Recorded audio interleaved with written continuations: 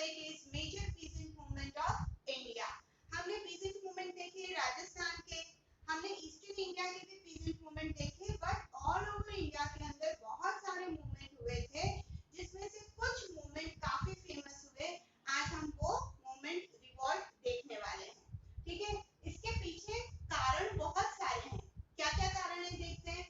First, administrative government policies of the British government. थोड़ा सा detail में चलते हैं. हमारे देश के अंदर राजा महाराजाओं को भगवान का दर्जा दिया गया था, है ना. और वो क्या करते थे, एक दूसरे पर अटैक करते थे और अपने एम्पायर को बढ़ाते थे. फिर उस एम्पायर को संभालने के लिए अलग अलग एरियाज के अंदर वो फ्यूडल लॉर्ड्स यानी फ्यूडल्स को क्या करते थे, अपॉइंट करते थे. और वो जो फ्यूडल होते थे वो उस एरिया से अपनी प्रॉपर्टी को बढ़ाते थे by taking land revenue, taxes, सब टैक्सेस, राइट. ये आपको पता है. बट धीरे धीरे क्या हुआ कि महाराजाओं को, है ना, ब्रिटिश एम्पायर ने निकालना चालू किया डिवाइड एंड रूल पॉलिसी से, सब्सिडियरी अलायंस से. और उसकी वजह से क्या हुआ, पूरे जो एम्पायर का मालिक किसी जमाने में राजा हुआ करता था, अब वहां पर राजा का काम कौन कर रहा था, ब्रिटिश गवर्नमेंट. अब जब ब्रिटिश गवर्नमेंट किसी एक पर्टिकुलर रीजन के ऊपर अपना राज जमाने लग गई है और पूरी तरीके से पूरी वहां की होल एंड सोल हो गई है, तो उसने क्या किया, अपने एडमिनिस्ट्रेशन रूल को महाराजा के रूल से काफी चेंज कर दिया, है ना. महाराजा टैक्स लेते जरूर थे बट एक लिमिट में. बट ब्रिटिश गवर्नमेंट ने एडमिनिस्ट्रेशन को इस तरीके से संभाला कि सिर्फ और सिर्फ फायदा ब्रिटिशर्स का हुआ.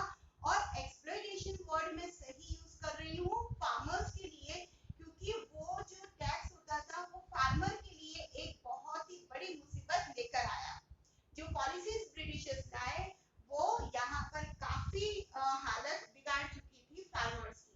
ठीक है, और इसीलिए पहला कारण ये आ रहा है एडमिनिस्ट्रेटिव गवर्नमेंट पॉलिसीज, है ना. जैसे हमने देखा कि टैक्सेस के नाम पे अलग अलग सब टैक्सेस निकाले गए, फोर्सफुली लेबरिंग करवाई गई, है ना, जमीनों को हड़पा गया, बहुत सारे कारण थे. तो ये सारे एडमिनिस्ट्रेटिव गवर्नमेंट पॉलिसीज जो थी वो हमारे ही लोकल जमींदार और मनी लैंडर्स के साथ मिलकर ब्रिटिशर्स बनाने लग गए, जिसकी वजह से हमारे ही जमींदार और मनी लैंडर्स जो थे वो हमारे ही किसानों के ऊपर अत्याचार करने लग गए. क्लियर हो गया होगा I think. Second point, long period of droughts. क्या हुआ, लंबे समय तक अगर किसी भी प्रदेश के अंदर अकाल आ जाता है तो वहां के किसानों की हालत बहुत बुरी हो जाती है. और मनी लैंडर्स या फिर लैंडलॉर्ड्स का जो लालच था उसको फुलफिल करने के लिए वो लोग टैक्स को माफ नहीं करते थे, तो वो एक्सप्लॉयटेशन पे आ जाता था. लोग अपनी जमीनों को गिरवी रखने लग जाते थे. तो सेकंड कारण ये था जो प्रकृति की तरफ से था, drought. Third, extreme tax collection from the peasants by zamindars and feudals. feudal और जमींदार का एक्सट्रीम लेवल पे टैक्सेस लेना, जैसे कि हमने बिचौलिया मूवमेंट में देखा था, चंदवारी टैक्स लगा दिया गया, तलवार बंधाई टैक्स लगा दिया गया. तो अनलिमिटेड टैक्स लेना, जिसकी वजह से किसान क्या हुआ, परेशान हुआ. Fourth, preparing false documents entangled by traders and money lenders. अगर किसान पढ़ा हुआ नहीं है, पढ़ा लिखा नहीं है, वो सिर्फ अपना अंगूठा लगाता है, तो सोचिए कि अगर मुझे इंटरेस्ट के नाम पे 100 रुपए लेने हैं, वहां पर मैं 400 भी बना दूं, तो क्या किसान को पता चलेगा? नहीं ना. और धीरे धीरे वो 400 कब 4000 में बदल जाते थे, पता ही नहीं चलता था.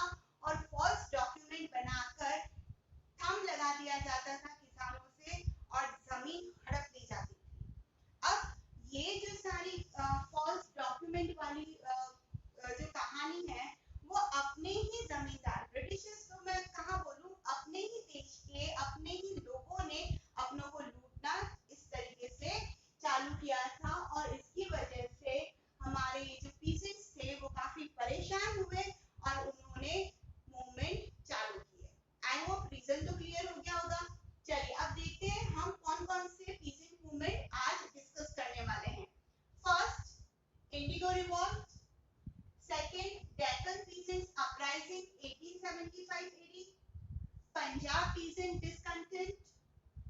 Champaran Satyagraha, Kheda Satyagraha and some other organized effort जो हमारे किसानों के द्वारा किए गए थे। चलिए फर्स्ट इंडिगो रिवॉल्ट। इंडिगो मतलब नील, आपने पता होगा नील आप जानते होंगे है ना, जो कपड़ों को डाई करने के लिए काम में ली जाती है। अब इस इंडिगो की सबसे बड़ी खासियत, इसकी डिमांड यूरोपियन कंट्रीज में बहुत ज्यादा थी, ठीक है। और सेकेंडली इंडिगो जिस खेत में उगाया जाता था, धीरे धीरे कुछ सालों बाद वो जो जमीन होती थी उस खेत की, वो अपनी फर्टिलिटी को खत्म कर देती थी। मतलब अब उसके ऊपर कुछ भी उगाना कुछ सालों के लिए मुमकिन नहीं होगा जब तक सॉइल वापस अपनी फर्टिलिटी को इम्प्रूव नहीं कर लेती, राइट। तो पहला डिमांड इंडिया में नहीं, डिमांड कहाँ, यूरोपियन कंट्रीज। सेकेंडली कि इंडिगो अगर कोई किसान उगाता है तो वो नेचुरली अपनी सॉइल की फर्टिलिटी को खत्म कर रहा है। और थर्ड, चलिए फर्टिलिटी तो फिर भी बढ़ाई जा सकती है, बट थर्डली कि अगर उसके लिए प्राइस ही अगर सफिशिएंट ना दी जाए किसान को, तो किसान जरूर भड़केगा। एक तो जमीन भी खराब कर रहा हूँ, अपने देश का माल भी बेच रहा हूँ दूसरे के लिए, मैं उगा रहा हूँ दूसरे देश के लिए, और तीसरा दाम अगर सही नहीं मिल रहे तो किसान जरूर भड़केंगे। इंडिगो रिवॉल्ट उसी के नाम का हुआ यहाँ। The indigo growing farmers of Bengal got rid of the atrocities being committed by the European officers. अब क्या हुआ, यहाँ पे जो इंडिगो ग्रोइंग फार्मर्स थे उनको काफी फोर्सफुली क्या किया, दबाव डाला गया इंडिगो उगाने के लिए। और जब उन्होंने उगाना चालू किया तो यूरोपियन ऑफिसर्स द्वारा जो रेट्स लगाई गई वो काफी कम थी, जिससे फार्मर्स परेशान हुए। Revolted in September 1859 CE, September 1859 CE के अंदर इन्होंने क्या किया, रिवॉल्ट चालू किया। In April 1860 CE, all the cultivators of Bengal and in district of Pavna and Nadia resorted to strike. अब क्या हुआ, जब यहाँ पर बंगाल के कुछ फार्मर्स ने रिवॉल्यूशन चालू किया तो जितने भी कल्टीवेटर्स थे बंगाल के वो, और कुछ स्पेशल डिस्ट्रिक्ट जिनका नाम आ रहा है पावना एंड नादिया, ठीक है, वहां पर ये स्ट्राइक जबरदस्त लेवल पर की गई। They refuse to sow indigo, उन्होंने पूरी तरीके से इनकार कर दिया कि अब हम इंडिगो नहीं उगाएंगे। The government formed an indigo commission in 1860 CE.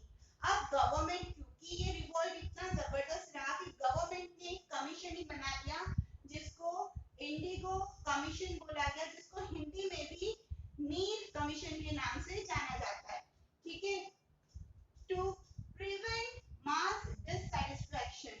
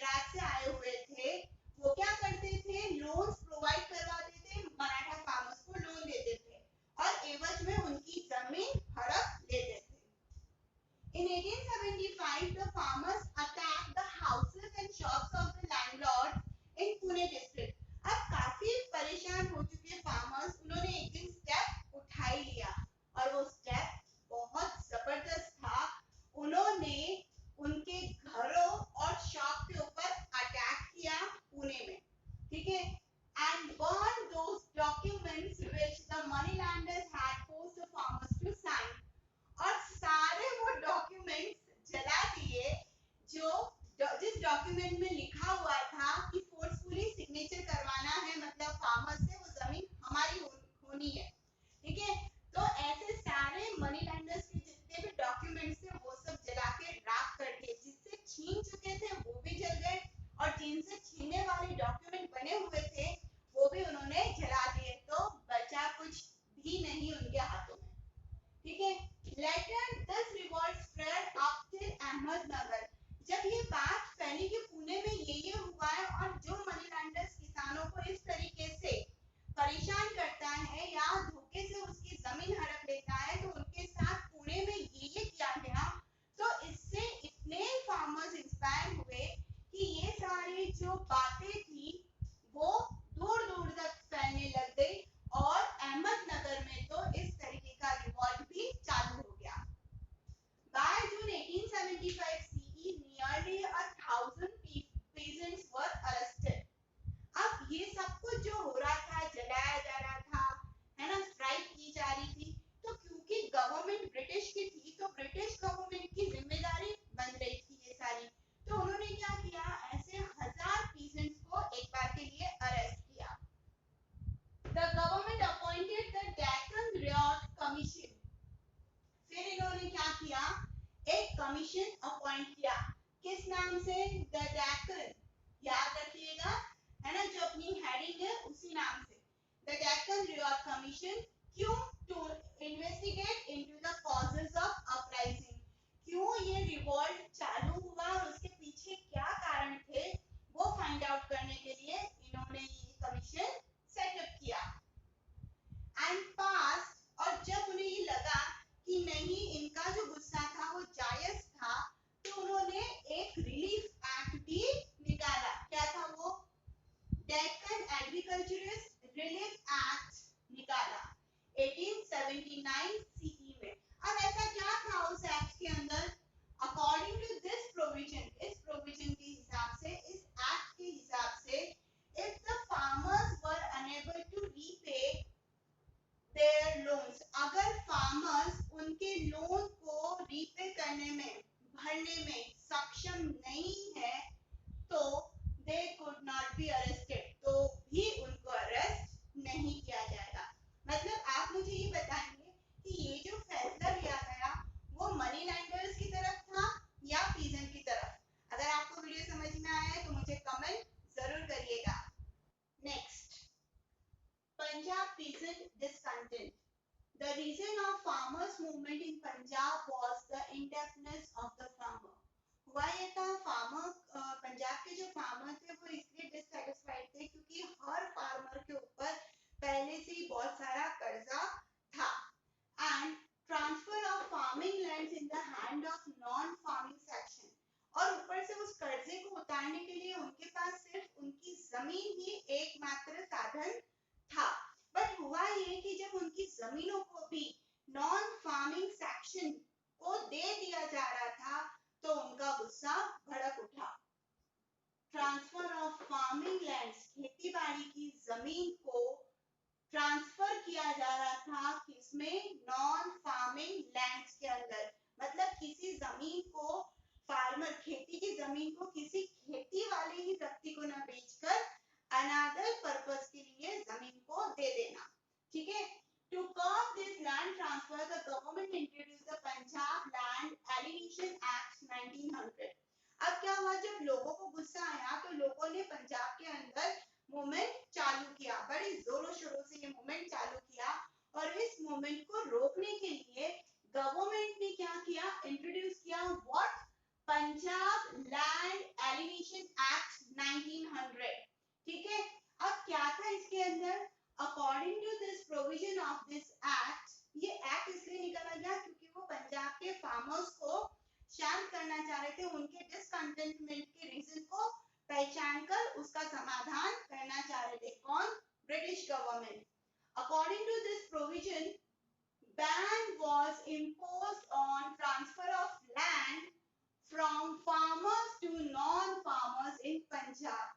इस एक्ट के तहत, इस प्रोविजन के तहत ये कानून निकाला गया कि ऐसी खेती बाड़ी की जमीन ट्रांसफर नहीं की जाएगी into non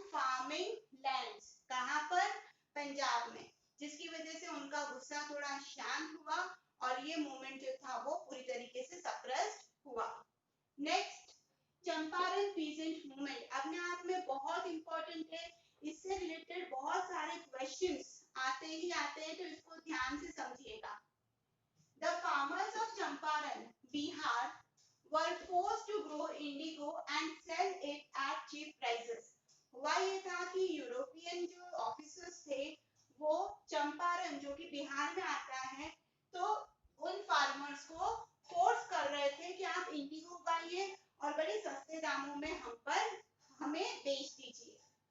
Mahatma Gandhi visited Champaran along with Babu Rajendra Prasad. अब जब ये सारी स्टोरी महात्मा गांधी को पता चली तो महात्मा गांधी कहाँ आए? चंपारण आए। किसके साथ आए? बाबू राजेंद्र प्रसाद। जब क्वेश्चन पूछा जाता है बच्चे वल्लभ भाई पटेल लिख देते हैं, जबकि आंसर में क्या होना चाहिए? किसके साथ आए Mahatma Gandhi? Rajendra Prasad. And evaluated the actual condition of the farmer। और चंपारण आने के बाद उन्हें फार्मर की एक्चुअल स्थिति को देखा समझा। He urged the farmer to run a non-violent movement। उन्होंने फार्मर को एक ही सलाह दी कि आप हिंसा का मार्ग अपनाइए, आप मूवमेंट करिए, बट उसमें अहिंसा का मार्ग ही चुनिए। The British government formed a committee in June 1917। जब ब्रिटिशर्स को ये पता चला कि महात्मा गांधी खुद आ गए हैं चंपारण, तो सिचुएशन को देखते हुए, संवेदनशीलता को देखते हुए उस सिचुएशन की, उन्होंने क्या किया? एक कमिटी ही बना डाली। कब? जून 1917 में, जिसमें इन विच Gandhi ji was also made a member। Gandhi ji को क्या बना दिया गया?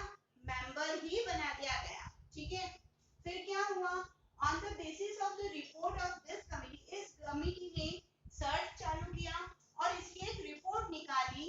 इस रिपोर्ट को देखते हुए चंपारण पीजेंट एक्ट निकाला गया, जिसके तहत, जिसमें ये लिखा था, imposed a ban on forcing farmers to grow indigo। पूरी तरीके से बैन लगा दिया गया कि आप फार्मर को इंडिगो उगाने के लिए फोर्स नहीं कर सकते। आई होप क्लियर हो गया होगा। पंजाब और चंपारण, चंपारण इंपॉर्टेंट है, इसको ध्यान से सुनना है, समझना है। Okay, next, Kheda movement. In 1918 a severe famine struck Kheda village Gujarat. हुआ ये कि 1918 में गुजरात में, स्पेशली मैं बोल सकती हूँ खेड़ा विलेज के आसपास के एरिया में अकाल घोषित कर दिया गया। जबरदस्त अकाल यहाँ पर आया। Due to their crops have been destroyed, the condition of farmers became miserable। अब क्योंकि अकाल है तो खेती नहीं हुई तो फिर इनकम नहीं हुई, और इनकम नहीं हुई तो खाने के तक पैसे नहीं थे। ऐसी सिचुएशन में उनकी जो हालत थी वो क्या हो गई? मिजरेबल, बिल्कुल दयनीय स्थिति हो गई। Even after this land revenue had been collected. उसके बावजूद भी लैंड रेवेन्यू कलेक्ट कर रहे थे British government. This movement was organised against Bombay government. जब खाने के पैसे नहीं हो तो फिर रेवेन्यू देने के पैसे कहां से आएंगे? तो इस बात से वहां के किसान भड़के और उन्होंने बॉम्बे गवर्नमेंट के खिलाफ ये मूवमेंट चालू किया। In 1918 Mahatma Gandhi took the charge of this movement along with Sardar Vallabh भाई पटेल। अब हुआ ये कि ये बात महात्मा गांधी के पास पहुंची, तो महात्मा गांधी खेड़ा विलेज पहुंचे और उन्होंने इस मूवमेंट का चार्ज अपने हाथ में ले लिया। किसके साथ? सरदार वल्लभ भाई पटेल। आपको रिमाइंड करवा देती हूँ कि खेड़ा मूवमेंट के अंदर सरदार वल्लभ भाई पटेल गांधी जी के साथ हैं, और चंपारण में गांधी जी के साथ कौन है? राजेंद्र प्रसाद। ठीक है, कंफ्यूजन दूर रखिएगा, ये क्वेश्चन पूछा जाता है। ठीक है, फिर the government had to surrender.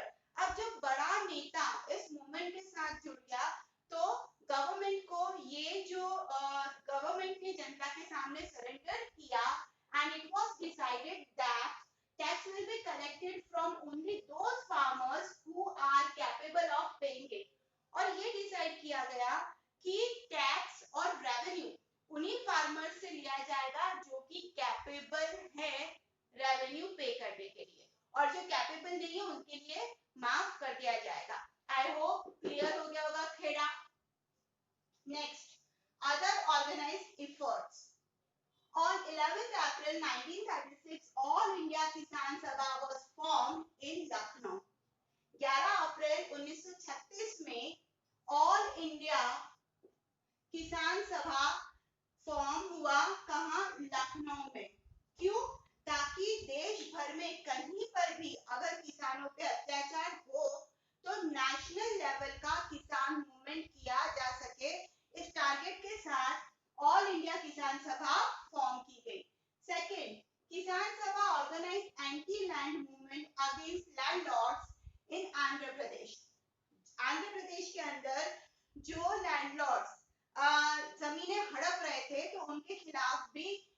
हमने एक मूवमेंट चालू किया था, उसमें सफल भी हुए। सी in 1936 Bihar protested against the land of Bakshar self cultivated। 1936 में बिहार के अंदर भी प्रोटेस्ट चालू हुआ था, किसके खिलाफ? लैंडलॉर्ड के खिलाफ, जो खुद की जमीन में कल्टीवेशन करवाते थे और जमीन को छीन लेते थे। मतलब जमीन मेरी है, उसके बावजूद भी मैं वहां पर मजदूरों की तरह काम करूं, ये कहां तक सही है? तो इसके लिए भी यहाँ पर क्या हुआ? प्रोटेस्ट चालू हुआ। On 18 अक्टूबर 1937 किसान सभा सेलिब्रेटेड कृषक दिवस। क्या हुआ? 18 अक्टूबर 1937 को किसान सभा ने कृषक दिवस सेलिब्रेट किया, जो कि पूरी तरीके से एट्रोसिटीज के लिए था, ये शो करने के लिए कि हम अब आपके अत्याचार नहीं सहेंगे। आई होप ये जो 6 पॉइंट्स थे, है ना, मूवमेंट के, इंडिगो से लेकर अदर ऑर्गेनाइज एफर्ट तक आपको समझ में आ गए होंगे। अगर आपको कोई भी डाउट है इससे रिलेटेड, मुझे कमेंट करिए। अगर वीडियो अच्छा लगा तो लाइक और कमेंट दोनों करिए, है ना, और ऐसे ही सोशल पढ़ते रहिए। Thank you.